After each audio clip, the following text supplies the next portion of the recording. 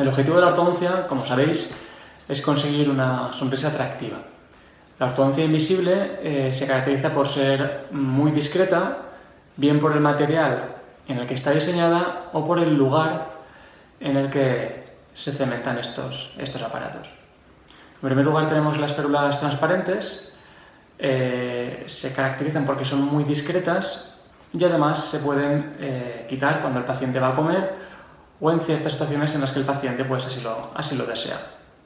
En este aspecto la comodidad está más que garantizada. Otra alternativa es la ortodoncia lingual, que son como los brackets convencionales, pero que se cementan, se ponen por la cara interna de los dientes, de modo que en este caso la estética es absoluta. En caso que tengáis cualquier duda, evidentemente estaremos encantados de solucionarla en Clínica Beltrán.